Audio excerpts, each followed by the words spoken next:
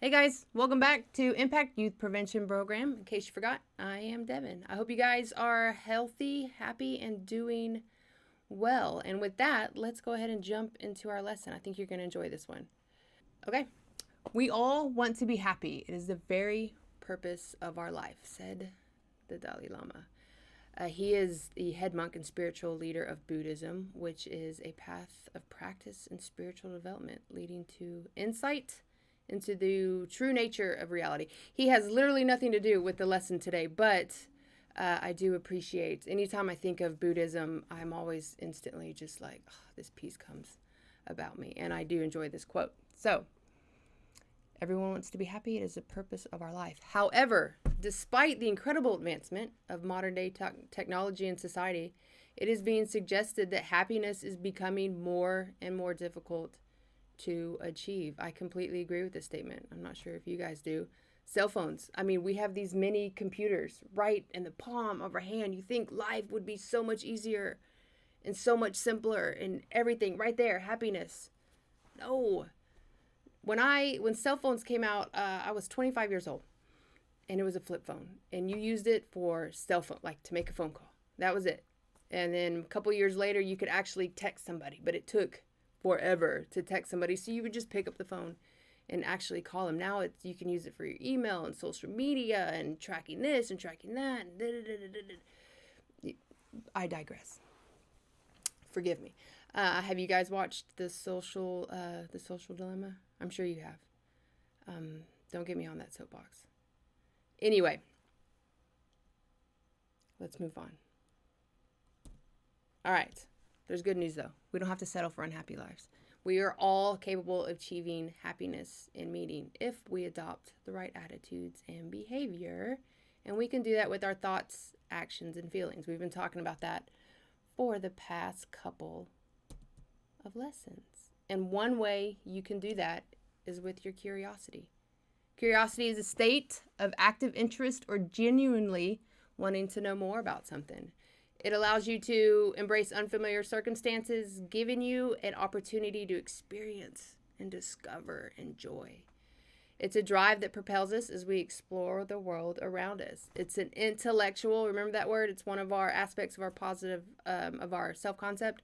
It's an intellectual positive action that shapes your decisions about what you want to do with your life. It is an emotion that pushes us and inspires us.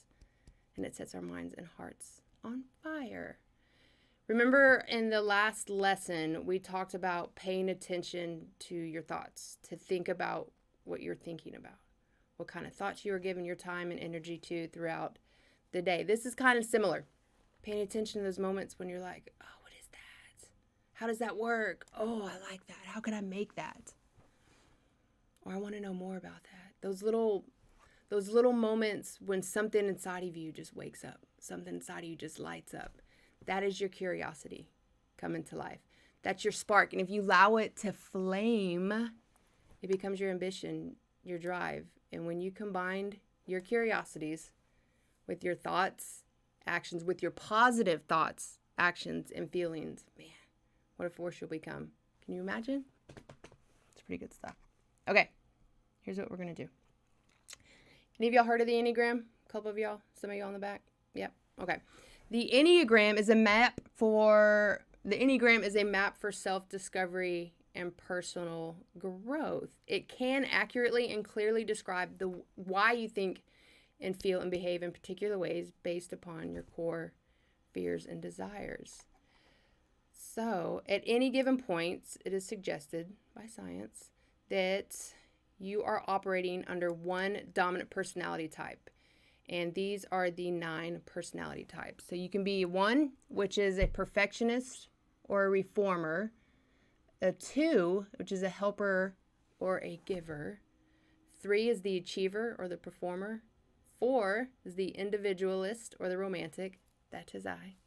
5 is the investigator or observer. 6 is the loyal skeptic. 7 is the enthusiast or the explorer. 8 is the leader, protector, or challenger. And 9 are our peacemakers, our mediators. Since we are exploring our thoughts, feelings, and actions, as well as our curiosity, I thought it would be fun exercise for us to do. So what you're going to do is take a personality quiz to see which personality type is yours. And when you're finished, we are going to run through each personality and explore some possible dream jobs and some possible nightmare jobs. So this is what I need you to do. And I apologize. I know you're going to hate this. I need you to get your phones out. I need you to get your phones out. And I need you to go to www.truity.com. And I believe it's going to be right here-ish. It's right behind me.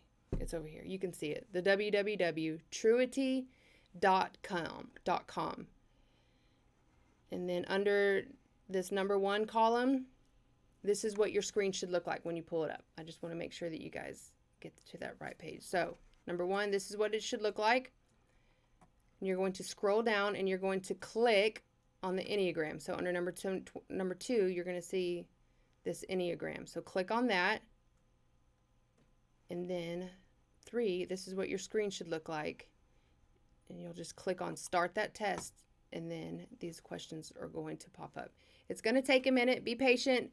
Don't think about it too much. When a question comes up, you're going to either decide if it's completely inaccurate or completely accurate, or somewhere in between. I do suggest, though, try to avoid right in the middle, because it's going to keep you a little neutral. So try to stay on either side of that neutral. But of course, if you're not sure, go ahead and pick that. But try not to pick too many of right in the middle. So don't think about it too much.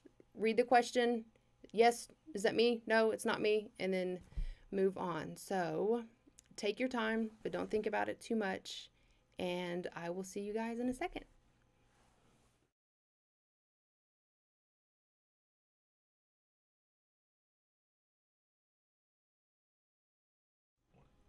All right, welcome back. I hope you guys had enough time to finish and that you were able to find your personality types. And with that, let's do a little review. Okay, do I have any number 1s? Any ones or personality 1s? Right there, maybe a couple. You are the perfectionist or the reformer. You're all about self-control and discipline. They're into clear sets of rules and like to work in situations that allow them to utilize their fine attention to detail. My assistant director is a number 1, and I completely agree with this statement. Possible dream jobs: attorney, a lawyer, financial planner, manager, home design blogger, or an executive. Some of your nightmare jobs might be improv comedy, kindergarten teacher, or any job that requires flexible hours and loosey-goosey kind of attitude. I wonder if you agree with that. Okay. Number 2. Do we have any number 2s in the house? Our helpers and our givers. They are warm and engaging, empathetic, the person you want to sit with in any awkward social event. Huge heart and genuinely interested in the lives of others. Possible dream jobs might be a teacher, therapist, doctor, a publicist, or a blogger or a vlogger. Nightmare jobs: tax auditor, admissions office, agent, or editor. So basically anything where you get to really help. You get to really help people. All right, our achievers. Number 3, your friend who somehow turned knitting into a competitive sport. They have a sense of innate competitiveness and feel their best when they know they are striving to be at the top of their game. Dream jobs: attorney, sports agent, journalist, or producer. Nightmare jobs might be freelance writing, running an Etsy. Is it Etsy or Etsy? I think it's Etsy. We're going to go with Etsy. Or any self-employment situations. I'm curious to know if you guys agree with these so far. Number 4, the individualist or the romantic. The Enneagram most likely to be publicly moved to tears by Muzak. Muzak is like elevator music, and I completely agree with this statement. The individualists are sensitive, artistic, and maybe a touch temperamental. They thrive doing work that engages their capacity for self-expression. We are creators. Dream jobs: therapist, designer, artist, a masseuse, or creative writing. Possible nightmare jobs would be stockbroker, police officer. Completely agree with this statement. If I was a police officer, I would literally let everybody go because I felt so bad for them. Do better next time. Lawyer, same reason. Anything administrative or enforcing somebody else's standards or rules. Agreed. Number 5 are investigators or observer. You know that friend who wants to know everything? Wants to know everything about your new phone, your new romantic partner, and the condos across the street. That would be the investigator. This cerebral type loves to gather information. They're always thinking. They may not learn everything they want out of life, but they are certainly going to try. You know, your friends that are always asking questions, they seem, why are they so nosy? They're not nosy. They're just investigators. They like information. Possible dream jobs. Anything technological. App, game design, engineering, researcher, analyst, teacher, scientist. Anything with a lot of information. Nightmare jobs. Publicist, waiter, retail. Or any kind of job where somebody would regularly ream you out over stuff that is not actually your fault. As I'm reading this, I'm wondering, like, who would want that job? It sounds horrible for anybody. Okay. Number 6, the loyalist.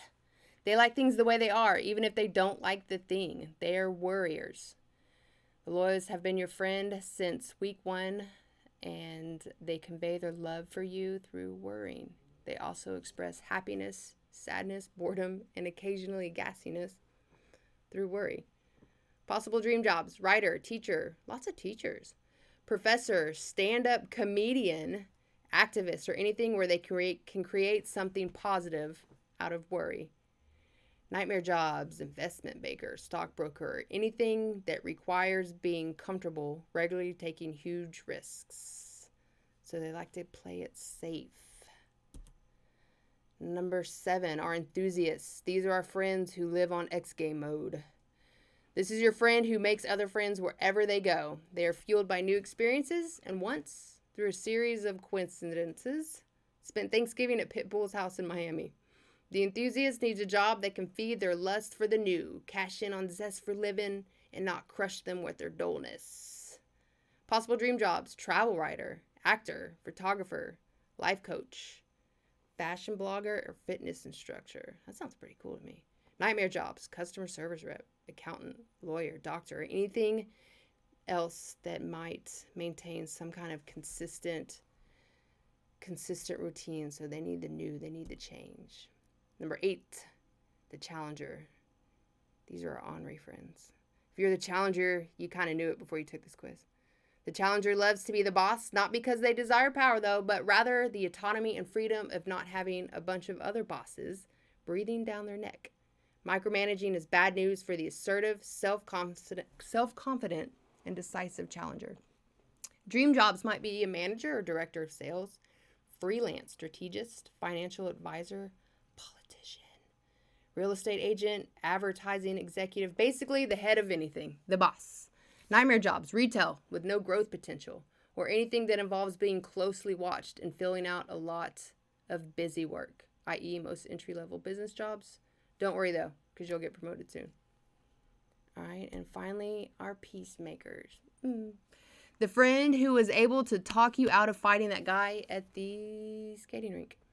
Optimistic and enthusiastic, the peacemaker believes that we don't have to act like meanies just to survive. They also believe that human beings have an innate capacity for goodness. Dream jobs would be a therapist, a human resource manager, mediator or counselor, editor, nonprofit director, social worker, teacher, or youth group leader. Nightmare jobs, attorney, investment banker, executive of sales, car sales, advertising rep, or anything that requires being aggressive. I've always been a 4, but I will say that I did take this this morning, and I actually got a 9 this time, which is interesting. I don't know if it has a lot to do with the pandemic and everything's going on, and I just want everyone to be happy and healthy, but I did get a 9, which I thought was interesting. So when life gets back to normal, if it ever does, I will take it again to see what's going on. So there you go. Now you know a little bit, hopefully, more about yourself. It's pretty interesting. You can do a little bit more research on this. This website is pretty good. There are some other ones too if you kind of want to play around with it a little bit, but I remember taking a personality test when I was in high school, and I loved it, and I thought you guys might enjoy it too. So now back to the curiosity. I love these quotes. I have no special talent. I am only passionately curious. Albert Einstein. This is interesting because what was Albert Einstein? He was a genius, but he doesn't claim to be a genius. He just says that he was so passionately curious about life that he just absorbed all this information. Walt Disney. Curiosity keeps us moving forward, exploring, experimenting, and opening new doors. Did you know that Walt Disney started in a garage? I think, what else? There's a bunch. Amazon, Google, there's a bunch of ideas that just started in a garage somewhere. It all started with a thought and curiosity. And James Cameron, the amazing director, curiosity is the most powerful thing that you own. And I want you guys to pay attention to your mind and what excites it. Find what you're passionate about. Explore what's going on inside. What gives you that spark when you think about it? We already know that our thoughts are extremely powerful. In fact, it's the most powerful force on the planet. Everything in our lives came from a thought and a little curiosity. The Constitution, the chair you were sitting in, purple eyeshadow, skateboards, the car you drive, your cell phone, milkshakes, TikTok. It all started with a positive thought and curiosity of the mind. So we will finish with this. Where will you let your thoughts and curiosity take you? What adventures will you embark on, and what greatness will you achieve? I know you're capable. Okay, I hope you guys enjoyed. Thank you for being here. Be well, be happy, be healthy, and make good choices. And I'll see you next time. Bye.